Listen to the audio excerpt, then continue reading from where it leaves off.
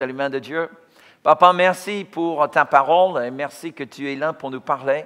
Déjà, ta présence était tellement précieuse. Comme nous avons chanté tout à l'heure, Alléluia, roi de majesté, je ne veux qu'une chose, d'être avec toi, mon Seigneur. Alléluia, tu es notre Père.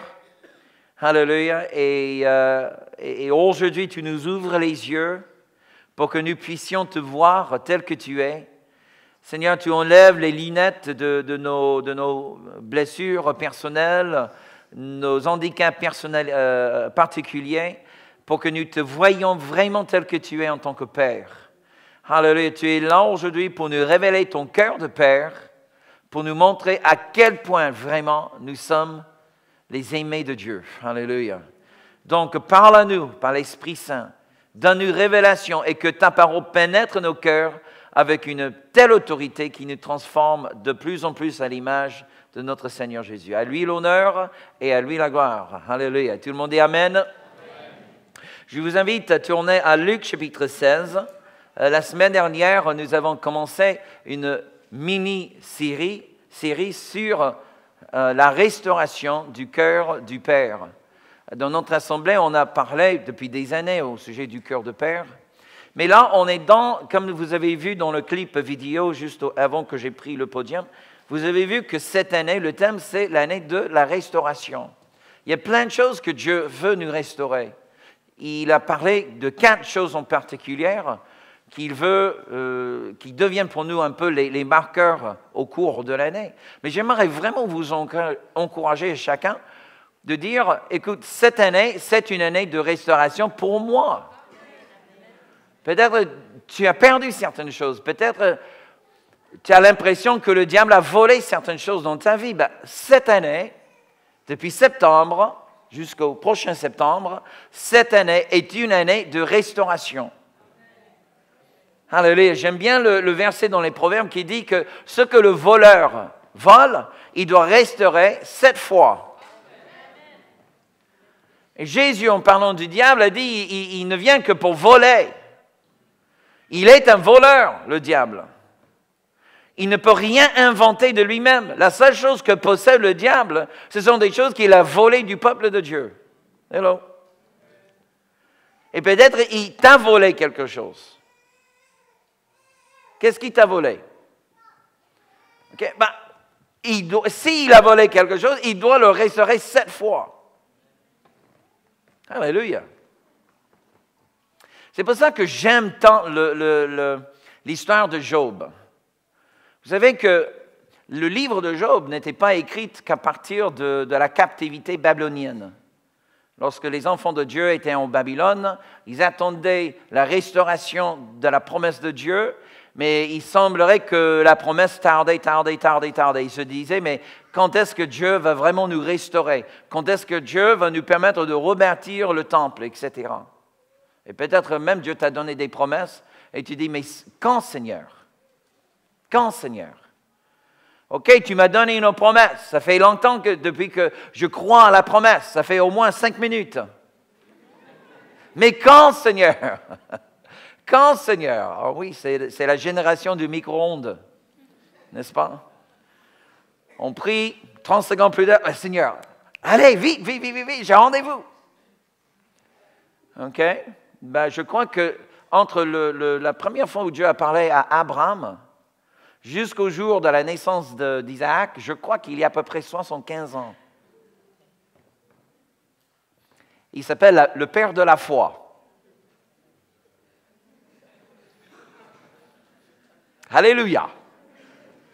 OK? Ben, ce n'est pas une prophétie pour toi, d'accord? Mais juste à savoir que Dieu, il dit, voilà, et maintenant, je fais. Et tu dis, oui, mais mon maintenant, c'est là. Mais le maintenant pour Dieu, c'est peut-être mardi, vendredi. Le maintenant pour Dieu, ce n'est connu qu'à Dieu. Nous fixons notre interprétation du maintenant. On est dans les derniers jours, mes amis, depuis le jour de la Pentecôte, en Actes chapitre 2. Voici, Pierre, il a dit ce qu'a dit le prophète Joël, dans les derniers jours, on est dans les derniers jours depuis 2000 ans.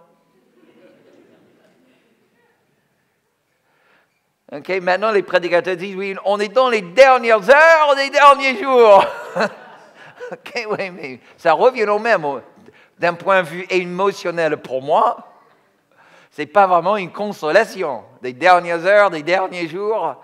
Bientôt, on parlera des dernières minutes, des dernières heures, des derniers jours. Voilà, bon. Mais Dieu est un Dieu de la restauration. Et ce qui est important pour nous, ce n'est pas de savoir exactement le jour où Dieu va nous restaurer la chose volée, mais que Dieu veut la restaurer. Et il va la restaurer. Alléluia. Amen. Et j'aimerais fortement vous encourager tous d'activer la foi. Et quand tu te lèves le matin, tu dis, tu ne pleures pas le manque, tu ne pleures pas le cambriolage spirituel ou émotionnel. Tu dis, Seigneur, j'ai subi la perte de quelque chose et je sais que cette chose est de toi. Et cette chose, je réclame la restauration, même cette fois. Job, il a tout perdu. Mais à la fin, Dieu l'a restauré, je crois, le double. Je crois honnêtement que Dieu a permis que Job subisse la perte pour lui donner 2 fois plus.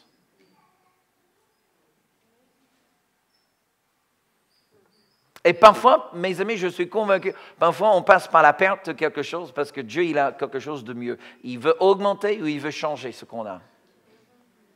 Alléluia. Donc, parfois on pleure, mais il arrive un moment où il faut arrêter de pleurer et juste dire, OK, Seigneur, tu es le Dieu de la restauration. Alléluia. Amen.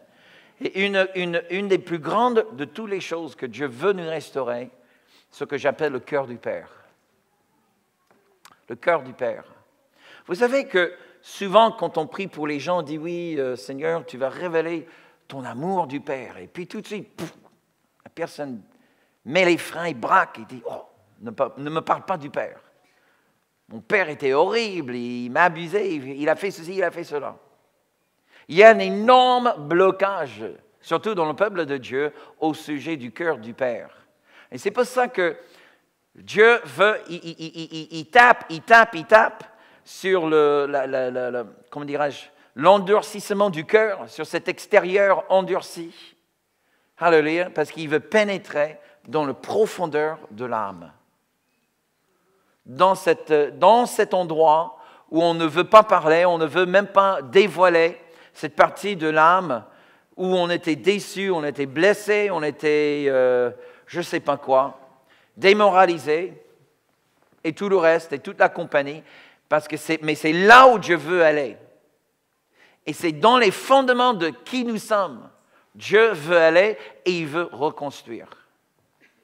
Alléluia. Vous savez que quoi qu'on fait avec la loi, tu ne peux venir dans ce monde qu'à travers un homme et une femme. C'est la loi de la nature. Et l'homme il peut être tordu dans son esprit, dans ses pensées, pour penser qu'il y a une autre manière de venir dans le monde, mais la loi de la nature ne change point. Toute espèce a besoin mâle et femelle. Race humaine, homme et femme, tu ne peux pas venir dans le monde autrement. Nous avons tous un père et une mère biologiques. Mais comme j'ai enseigné la semaine dernière, il est important pour nous de faire une distinction entre ce qui est un père par sa position ou sa fonction et qui est père d'un point de vue émotionnel. Il y a une différence entre engendrer un enfant et élever un enfant. Et peut-être tu as eu quelqu'un, certainement tu as eu quelqu'un qui t'a engendré. Obligatoirement. Mais peut-être tu n'as pas eu quelqu'un qui t'a élevé. Dieu n'est pas juste quelqu'un qui va te engendrer et par la suite t'abandonner. Hello.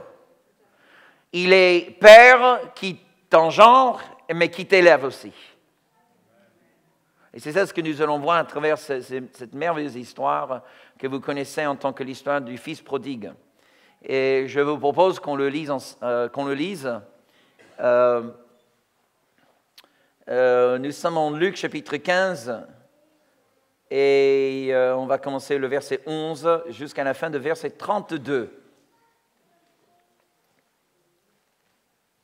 Jésus dit encore, un homme avait 2 fils. Le plus jeune dit à son père, « Mon père, donne-moi la part de bien qui doit me revenir. » Et le père leur partagea son bien. Peu de jours après, le plus jeune fils, ayant tout ramassé, partit pour un pays éloigné, où il dissipa son bien en vivant dans la débauche. Lorsqu'il eut tout dépensé, une grande famine survint dans ce pays, et il commença à se trouver dans le besoin. Il alla se mettre au service d'un des habitants du pays, qui l'envoya dans ses champs garder les porceaux. Il aurait bien voulu se rassasier des carouges que mangeaient les porceaux, mais personne ne lui en donnait. Étant rentré en lui-même, il se dit, « Combien de mercenaires chez mon père ont du pain en abondance, et moi, ici, je meurs de faim.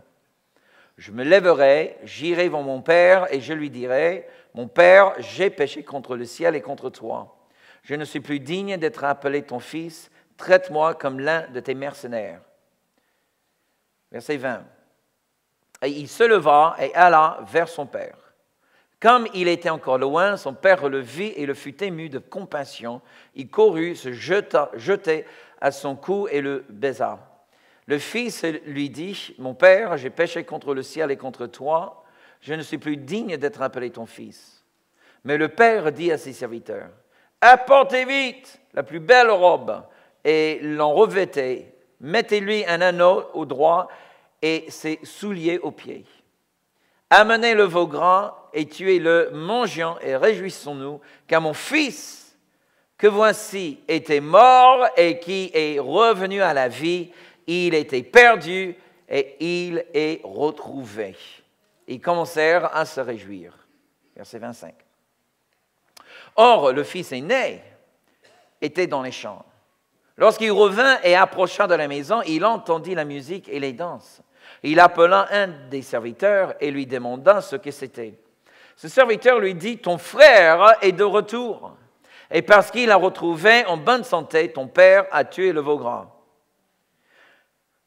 Le frère se mit en colère et ne voulut pas entrer. Son père sortit et le pria d'entrer. Mais il répondit à son père, « Voici, il y a tant d'années que je te sers sans avoir jamais transgressé tes ordres, et jamais tu ne m'as pas donné un chevreau pour que je me réjouisse avec mes amis. Et quand ton fils est arrivé, celui qui a mangé ton bien avec des prostituées, c'est pour lui que tu as tué le veau gras. » « Mon enfant, dit le père, tu es toujours avec moi, et tout ce que j'ai est à toi. Mais il a fallu bien s'égayer et se réjouir parce que ton frère, que voici, était mort et qu'il est revenu à la vie parce qu'il était perdu et qu'il est retrouvé. » Alléluia. Quelle extraordinaire histoire, n'est-ce pas? Et puis nous pouvons tirer tellement de conclusions par rapport à ce cœur de père. C'est Jésus qui raconte cette histoire. Et bien évidemment, il fait parallèle entre le Père dans l'histoire et le Père céleste. Donc, ce qui est intéressant, c'est de savoir quelles sont les qualités que Jésus attribue à ce Père. Et ce sont des mêmes qualités que nous pouvons retrouver dans notre Père céleste. Déjà, point numéro 1, le Père veilla. Il veillait. Il veillait. Il était, lorsque le Fils revient, le Père, nous le voyons, moi dans mon imagination, je le vois sur la colline, et là, il voit de loin, il voit son Fils qui arrive. Alléluia. Mais, chose qui est quand même assez surprenante, le Père n'est jamais allé chercher le Fils. Ça, c'est intéressant.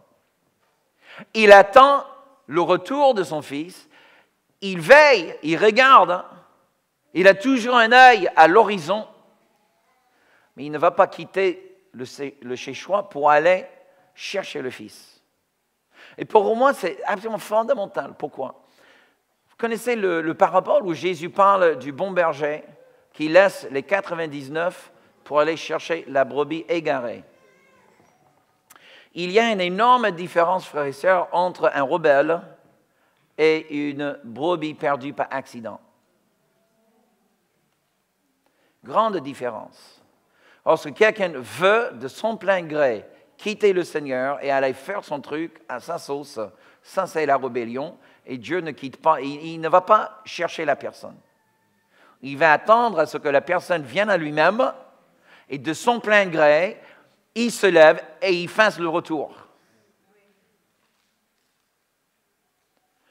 On fait grande erreur lorsque quelqu'un prend une décision, je ne veux plus suivre Dieu, je veux suivre mon péché et mes désirs, donc, je me sauve.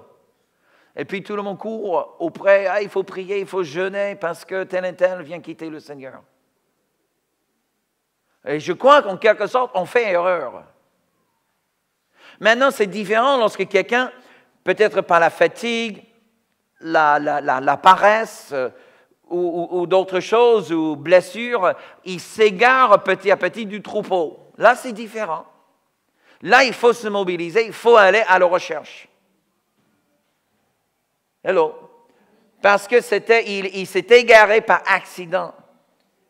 Il n'a pas pris une décision de se rebeller contre le reste du troupeau pour aller faire son truc.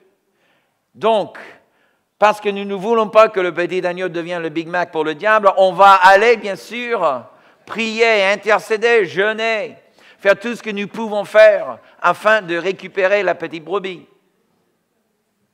Amen. Mais le rebelle, c'est différent.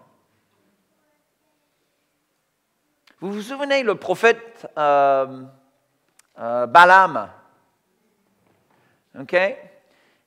Le roi Barak, je crois, il voit Israël, c'était au moment où Israël sortait d'Égypte. Et ils ont traversé la région où se trouvait ce tribu. Et Barak voulait maudire le peuple.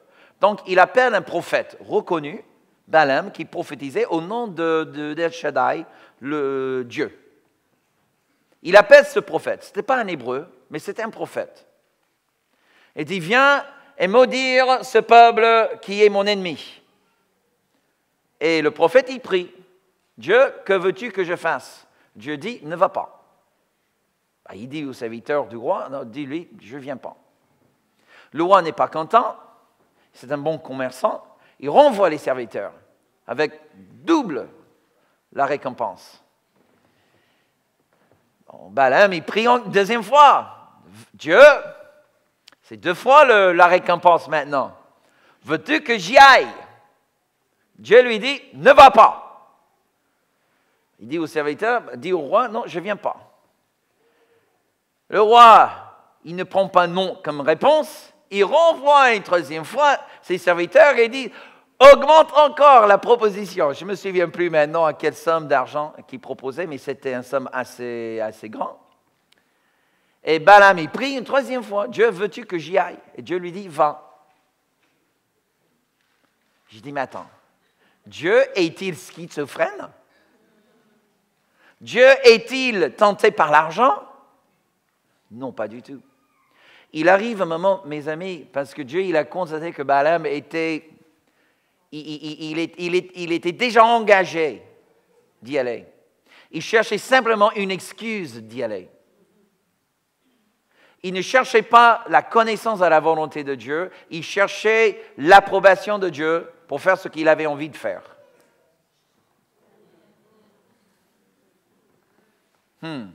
Et mes amis, je me demande parfois, lorsqu'on se met à prier au Seigneur, révèle-moi ta volonté. Mais si on est déjà engagé, si on est déjà décidé que c'est telle et telle chose, je veux ça. Oh, pasteur, prie pour que je connaisse la volonté de Dieu. Vraiment, frère? Vraiment, tu veux vraiment connaître la volonté? Et si la volonté de Dieu était, ça, c'est pas de moi, est-ce que tu l'acceptes? Ah ben non. Parce que c'est ça ce que je veux. D'accord, donc dans ce cas-là, tu ne demandes pas tu ne veux pas savoir quelle est la volonté de Dieu. Vous savez que même parfois, on ne veut pas prier pour connaître la volonté de Dieu parce qu'on a peur qu'il va nous dire non pour ce qu'on veut. Hello! Mais pourquoi je le sais? Parce que je suis pareil. D'accord? C'est pas un grand mystère. On est tous dans ce bateau. D'accord? Ne me regardez pas comme si tu es plus spirituel. Qui? Moi? Jamais. Ah bah ouais, hein? Tu parles.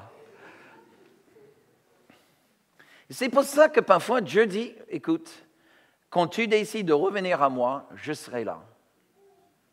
Mais si tu veux, je vois que ton cœur est déjà engagé. Que pour toi, tu veux le faire, ben fais-le. Et ça n'ira pas bien pour toi. Mais quand tu vois que ça ne va plus, je serai là pour toi. Mais je ne vais pas cautionner ce que tu veux faire. Parfois, mes amis, il faut laisser partir les gens qui ont envie de partir. Mais il ne faut pas claquer la porte une fois qu'ils sont partis. D'accord? On donne pas, on ne cautionne pas, mais on ne va pas claquer la porte non plus. Parce que tôt ou tard, la personne va se trouver dans la ruine. Il aura besoin de savoir où il peut aller pour se restaurer. Amen. Franchement, c'est la raison pour laquelle ça arrive assez souvent quand les gens disent oui, bah, j'ai envie de changer d'église, patati patata. Et je n'ai aucun problème avec ça. Il y a des bonnes églises à Paris. Je crois que la nôtre, c'est la meilleure, mais bon. Ce n'est que moi, d'accord? Malgré le pasteur principal, c'est la meilleure des églises. Mais jamais est-ce qu'on retient la bénédiction. Jamais. On demande tout simplement la communication. C'est tout ce qu'on demande, qu'il y ait une communication ouverte. OK, tu n'aimes pas l'Église, il y a des aspects que je n'aime pas non plus. Voilà, il n'y a pas de problème. Ce n'est pas une Église parfaite. Et tôt ou tard, si tu penses qu'elle est parfaite, tôt ou tard, tu vas rencontrer l'imperfection. Peut-être que tu es assis à côté de l'imperfection, je ne sais pas.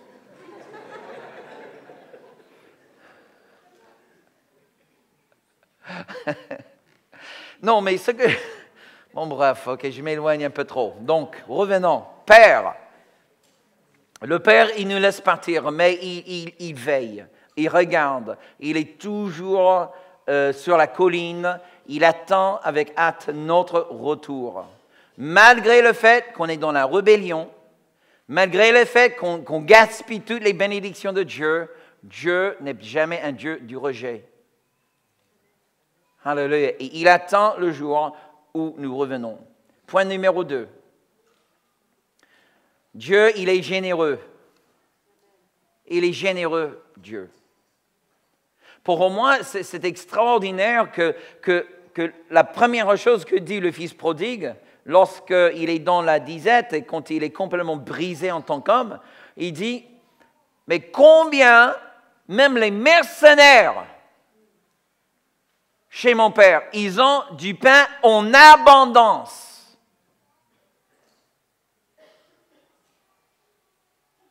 Même les gens les moins, comment dirais-je, les moins honorables, on va dire, même ça, ils ont du pain en abondance. Ah, notre Dieu est un Dieu généreux. Alléluia. Notre Dieu n'est pas le Dieu comment dirais-je, de la crash de Wall Street, de la crise économique, des problèmes fiscaux. Hello, il n'est pas endetté à la fisc. Tous ses impôts sont payés. Bon, en quelque sorte. OK? Il y a une abondance dans la maison de notre Père. Sa table, mes amis, sa table est toujours une table du festin. Alléluia. Il n'y a pas juste quelques petites miettes sur la table. C'était la femme comment on dit ça? Phénicienne? La femme qui trouve Jésus et qui intercède en faveur de sa fille. N'est-ce pas? Et Jésus lui dit, parce que ce n'était pas une juive, elle n'était pas une femme de l'alliance de Dieu. Jésus qui est venu pour la maison d'Israël, okay? Il dit, ce n'est pas bien qu'on donne la nourriture aux enfants, aux chiens. Elle n'était pas offensée, sans qu'on le voie. Elle a dit, mais même les chiens peuvent manger de ceux qui tombent de la table des enfants. Ça veut dire que même dans ce contexte, elle était si sûre de l'abondance de la table de Dieu. Tu vois, que pour elle, même les petites miettes qui tombaient de la table étaient largement suffisantes pour faire l'affaire. Hello. Vous savez que ce que la religion nous a laissé, mes amis, c'est... la religion nous a laissé une image d'une institution religieuse, dite Église, opulente, luxueuse, avec toutes sortes de décorations, mais que sur la table de Dieu, il y a à peine quelques morceaux de baguettes qui datent depuis la semaine dernière. Ça veut dire que sur la table de Jésus, Jésus vraiment c'est un pauvre gars, plus intérêt d'aller voir le prêtre que d'aller voir Jésus, parce que Jésus c'est juste, il est pauvre. Mais regarde l'opulence dans le bâtiment. Heureusement, ce n'est pas le cas chez nous. On a même du mal à garder la peinture sur les murs. Bon, ne regardez pas trop proche. Mais est-ce que vous voyez, Dieu est un Dieu de l'abondance. Surtout envers ses enfants. Tu demandes au Seigneur, donne-moi grâce. Il ne va pas chercher à te donner un tout petit morceau. Un petit... Le Dieu du juste assez. Il n'est pas le Dieu du juste assez. Il ne veut pas simplement te mettre un petit goutte dans ton verre. Il veut remplir le verre à tel point que le verre déborde. Là, tu ne demanderais plus d'eau, mais tu demanderais juste un plus grand verre. Hello!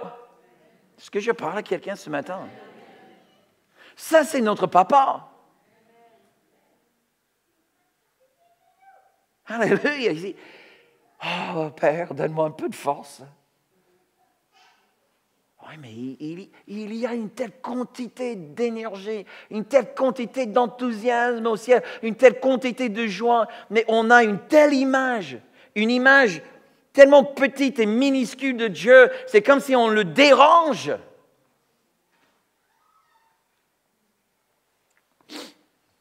Quand je suis venu en France en 88, j'étais encore célibataire. Je n'étais pas vraiment dans l'abondance, à vrai dire. Il y avait déjà une famille missionnaire en France, à Paris, et on collaborait dans la même implantation d'église.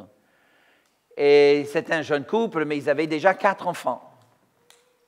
Ils vivaient dans un 2 pièces. Pas trop loin du jardin de Luxembourg. Et puis, mais c'était un petit appart, 2 pièces, au rez-de-chaussée, avec un cave. Et comme il n'y avait qu'un 2 pièces, ils étaient un couple marié avec 4 enfants. Et je n'avais nulle part pour vivre, et je n'avais pas d'argent non plus. Pendant 3 mois, j'ai dormi sur un petit matelas dans le cave. Voilà l'abondance. Et je me souviens bien, la première fois, je me suis assis à table avec eux pour dîner. Oh Seigneur, cette image. Ils avaient 2-3 patates, tout petites patates, et un poulet, mais c'était le poulet le plus maigre que j'ai vu de toute ma vie. Puis où est-ce qu'ils sont allés pour trouver ce poulet? Mais le poulet, il n'était pas plus grand que ça. J'ai dit, oula, on est 3 adultes, 4 enfants, Seigneur. Il faut multiplier le poulet, parce que là, on ne va pas manger grand-chose là. Mais je ne sais pas, mais cette image m'a toujours resté dans l'esprit. Et quand je préparais ça, j'ai dit, Seigneur, je me souviens de cette table. Je n'oublierai jamais le choc que j'avais.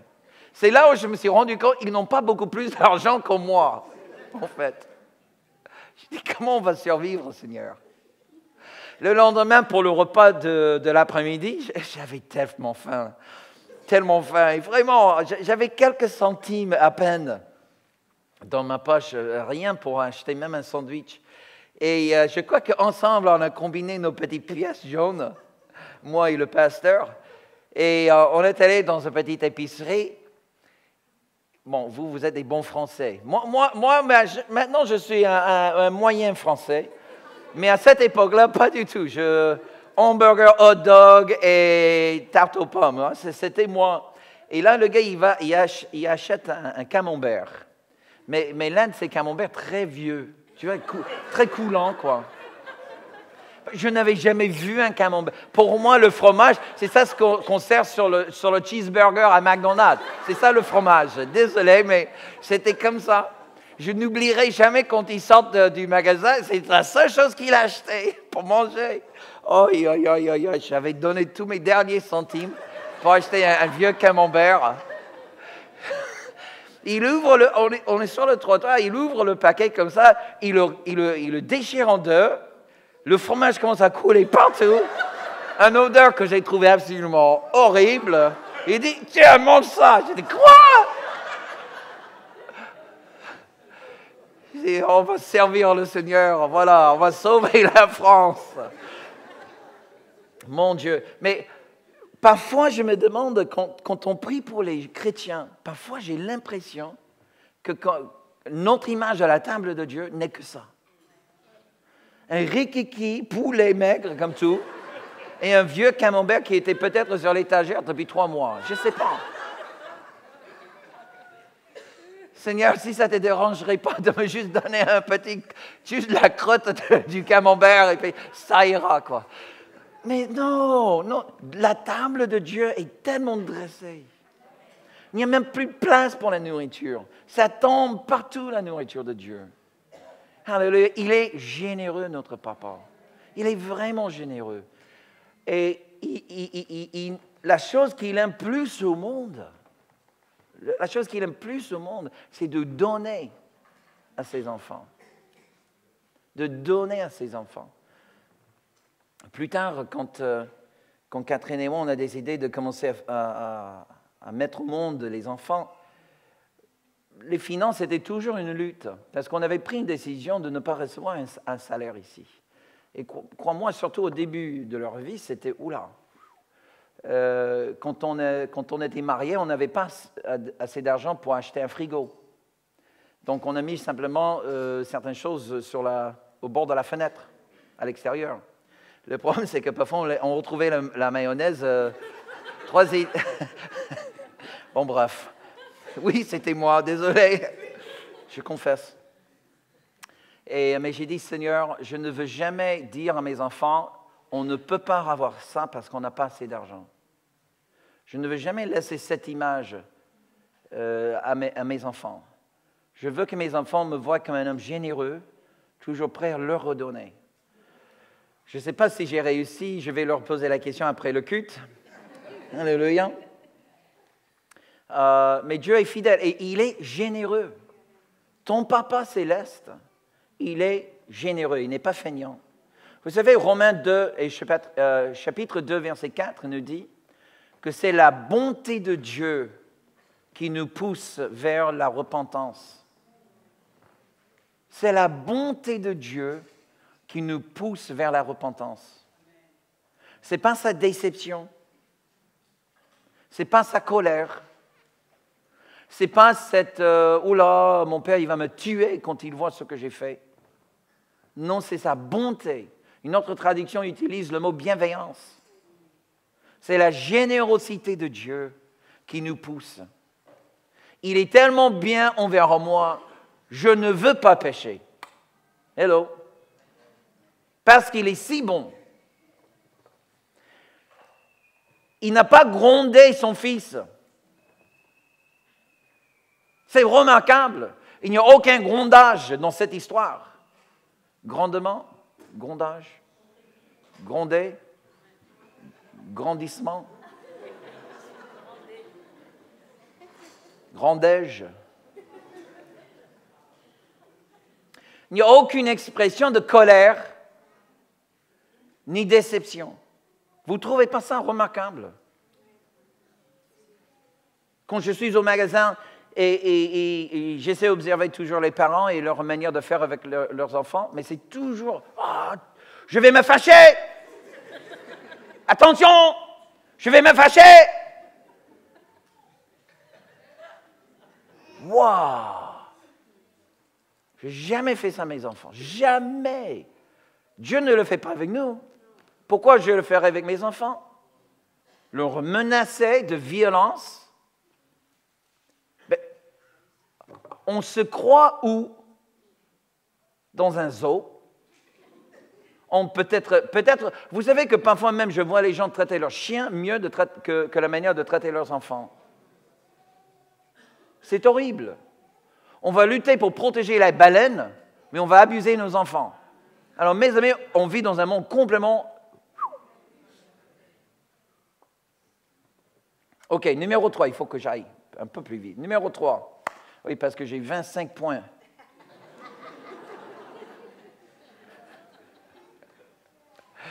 Pas tout à fait, OK, pas tout à fait. Numéro 3, Dieu, il est rempli de compassion. Il est rempli de compassion. Imaginez un instant le fils qui arrive et il répète son speech.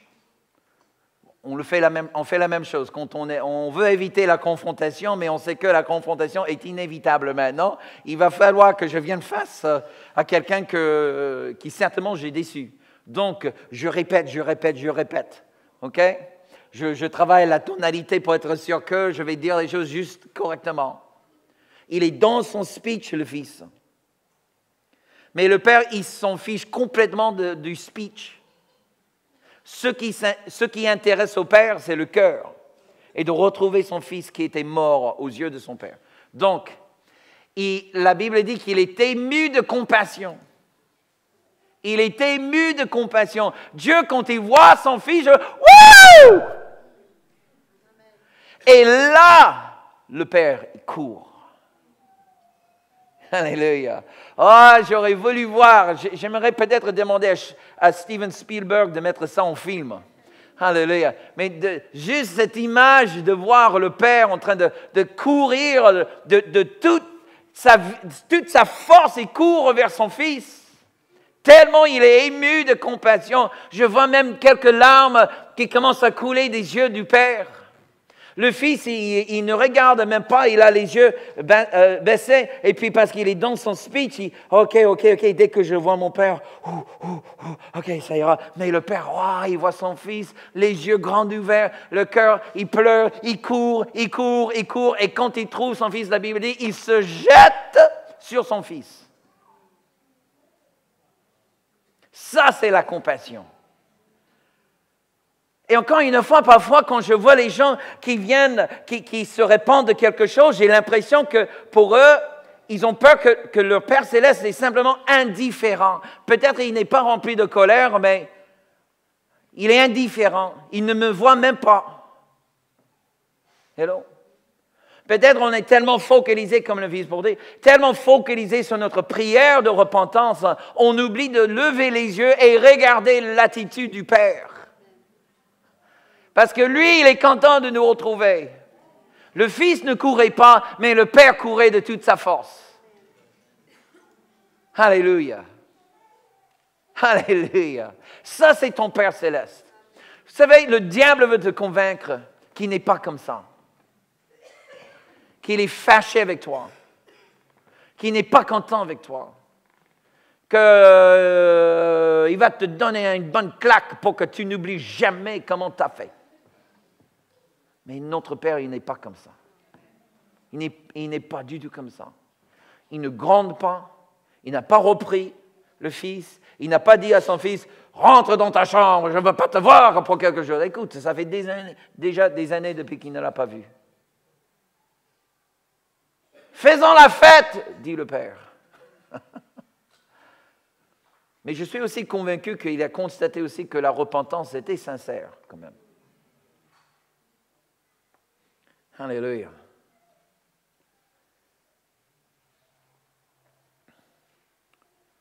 Il s'est jeté sur son fils. Et pour moi, ça parle de rétablir la couverture. Pour moi, ça parle que le Père voulait dire, le mal et le malin ne touchera plus à mon fils. Il est rentré à la maison, il est à moi maintenant, et maintenant pour le toucher, il faut passer par moi. Alléluia. Et là, vraiment, je crois qu'il y a un message pour beaucoup d'entre nous qui pensent que tu es, pour ceux qui se sentent, je ne sais pas, résignés à une pensée qu'il faut vivre seul pour Dieu. Et que toute ta vie ne sera qu'une vie de combat.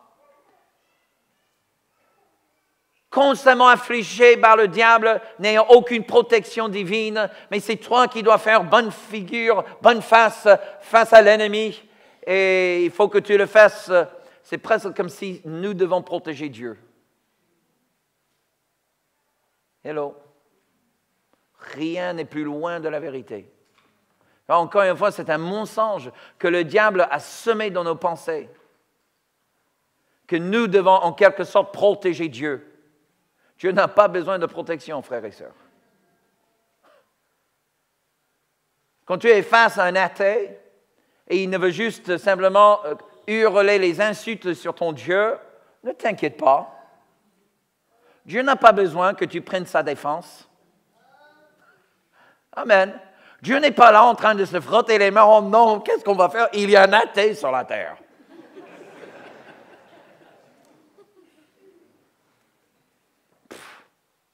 Il y en avait bien avant que tu sois né. Hello. Il y en aura après ta mort aussi. Si Jésus ne revient pas avant. OK? Dieu ne s'inquiète pas, il n'a pas besoin de notre protection. Nous avons besoin de la sienne.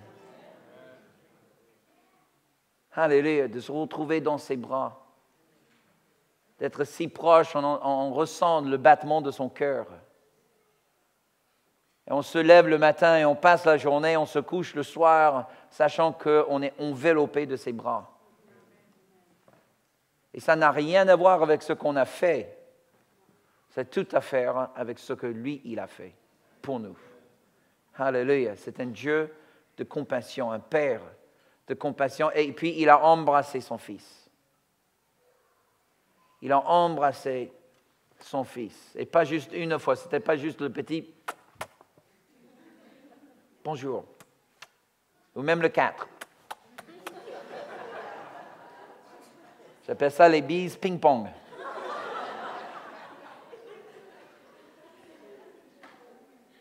Non, mes amis, de partout, le Père, il ne pouvait pas s'empêcher, il ne pouvait pas s'arrêter. Il était tellement content que son Fils était de retour. Le Fils n'avait même pas encore donné le speech. Ça vient après. Il n'avait même pas le temps de donner le speech et le Père était partout sur lui. Moi, partout. Et pour moi, ça parle de la restauration de l'intimité. Cette intimité que nous avons avec notre Dieu.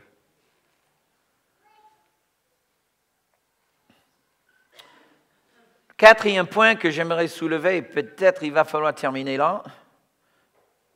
Oh non, ça va, je n'ai que 5 points. Quatrième point qui me parle énormément, dans la repentance du Fils, il y a quand même une révélation assez importante au sujet du cœur de Dieu. Parce que ça nous montre le genre d'éducation qu'il a eu avant d'aller dans le péché. Et qu'est-ce que nous pouvons tirer de son éducation? Le fait qu'il a reçu de son Père une bonne éducation, ça c'est le quatrième point, il a reçu de son Père une bonne éducation. Et on le voit dans la repentance. Okay? Déjà, point numéro 1, il n'a pas blâmé quelqu'un d'autre pour sa situation. Et mes amis, ça c'est dû à l'éducation qu'il a reçue à la maison.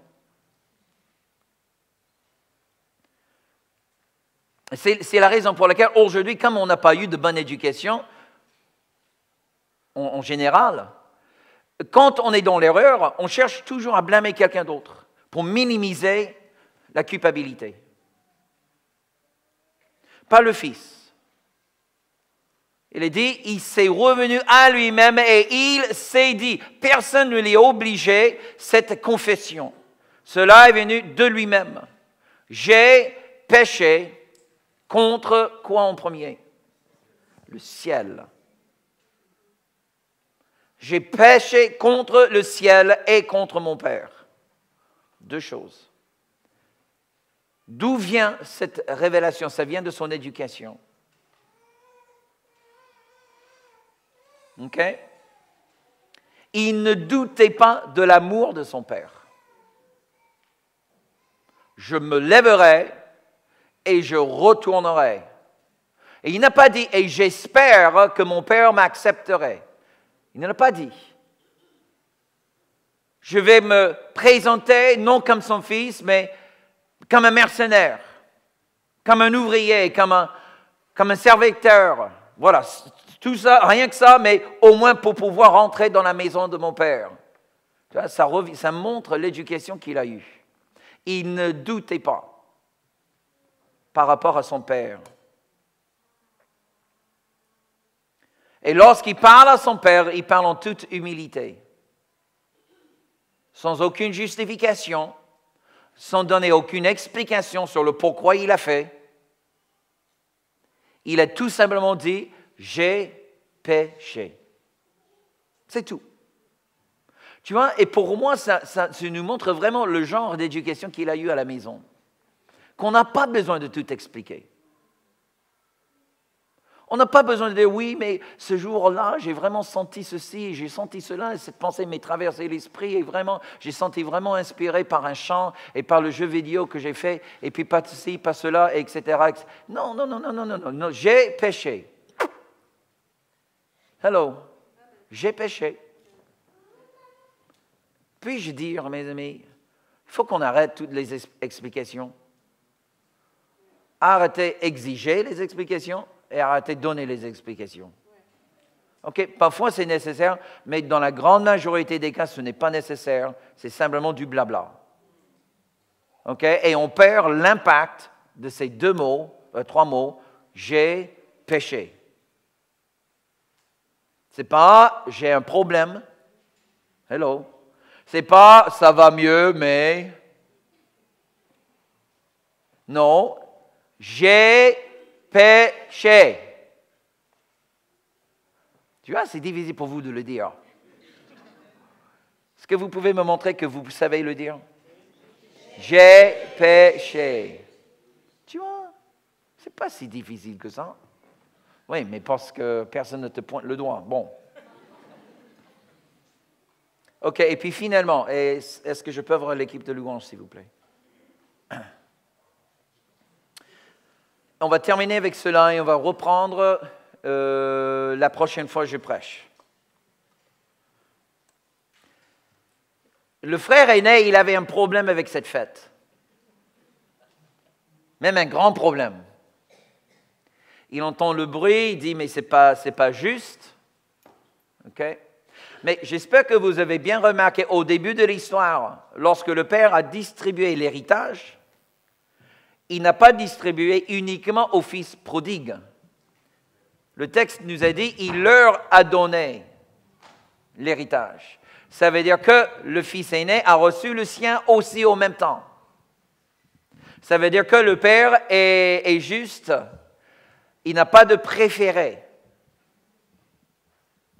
Mais là, le frère, il n'est pas, tu vois, il n'est pas dans le sentiment de « Oh, pourquoi tu préfères mon frère ?» C'est pas ça. Il n'accuse jamais son père de cela. Pour moi, le fils aîné était sincèrement dérangé parce que le père a été déshonoré par le petit-fils, par le plus jeune. Il a été déshonoré. L'héritage était gaspillé. C'est-à-dire que peut-être sa colère était en quelque sorte justifiée. Peut-être, je dis peut-être.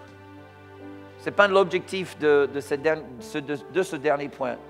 Mais là où je veux revenir, c'est de juste quel est le cœur du Père qui se manifeste lorsqu'il parle à son fils aîné. Il lui dit deux choses en verset 31. Il lui dit deux choses. Première chose, il dit, « Mon enfant, tu es toujours avec moi. » Je sais, ça semble simple, mes amis, mais il n'y a rien de plus profond. Parce que c'est la première chose au cœur du Père qui a de valeur. Tu es toujours avec moi. Qu'est-ce que Dieu veut de nous? Juste ça, que nous soyons avec lui. Et puis la deuxième chose qu'il dit à son fils, tout ce que j'ai est à toi. Tout ce que j'ai est à toi. Et c'est sur ce point-là que nous allons revenir la prochaine fois.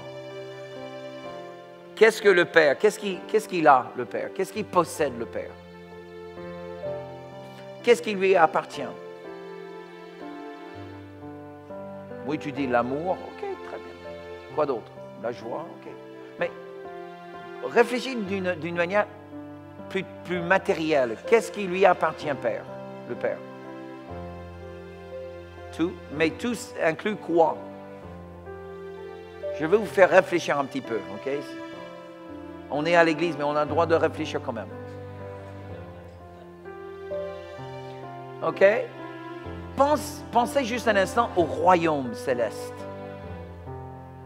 Le royaume céleste. Pensez juste un instant aux anges. Les 24 anciens qui entourent le trône. Les 4 êtres vivants qui sont aussi devant le trône de Dieu. Réfléchissez un instant de tout ce qui est dans la création qui appartient à Dieu. Réfléchissez juste un instant à juste rien que les nations sur la terre, dont la Bible dit tout appartient à Dieu. Réfléchissez un instant à tout l'or, tout l'argent. La Bible dit tout appartient à Dieu. Et le Père dit à son Fils, tout ce que j'ai est à toi. Mes amis, je prie vraiment que dans ces quelques semaines qui sont devant nous avant qu'on attaque à nouveau le thème, que cette révélation commence à vraiment infiltrer notre pensée. Nous n'avons pas affaire avec un Dieu pauvre. On a affaire avec un Dieu tellement riche, tellement dans l'abondance, et son désir, c'est d'avoir des enfants à son côté, qui règnent avec lui dans cette vie. Alléluia, levez-vous s'il vous plaît.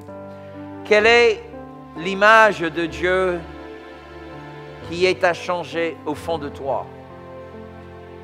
Ton Dieu est-il pauvre? Est-il coléreux? Est-il impatient? Alléluia. J'espère aujourd'hui que ce texte commence déjà à pénétrer dans notre imagination, notre image de Dieu le Père. Et pendant ce temps d'adoration, je vous exhorte très fortement, laissez l'image de Dieu vous transformer. Alléluia. Papa, je te demande d'ouvrir les yeux de chacun ici pour cette révélation que tu nous donnes aujourd'hui de qui tu es. Nous jugeons toute pensée qui est au contraire de cette révélation. Toute forteresse qui est le résultat des mensonges à ton égard. Seigneur, nous détruisons maintenant par le nom de Jésus et par la parole de Dieu. Alléluia. Et Papa, tu es là avec ton Esprit Saint pour nous changer cette image que nous portons au fond de nous, de qui tu es. Alléluia. Et je proclame sur mes frères et sur mes sœurs maintenant, image de Dieu, change. Change maintenant. Sois transformé maintenant par le nom de Jésus. Est-ce que nous pouvons nous lever les mains juste devant le Père Céleste? Alléluia. Lorsque nous exaltons le nom de Jésus, le Père, il s'approche de nous. Si tu es dans le péché, il n'y a pas de meilleur moment pour se repentir que ce moment maintenant. Fais-le. Fais-le à ta place, fais-le. Alléluia. Vienne à Dieu. N'attends pas ce qui court vers toi, cours vers lui. Il t'attend, il te cherche. Ah. Alléluia. Laisse Papa voir ton cœur maintenant. Ton cœur désireux. Ton cœur affamé, assoiffé. Alléluia. Jésus soit exalté ici. Sois exalté, Jésus. Sois élevé. Louons Dieu maintenant. Louons-le. Louons-le maintenant. Dans la machine, dans la main.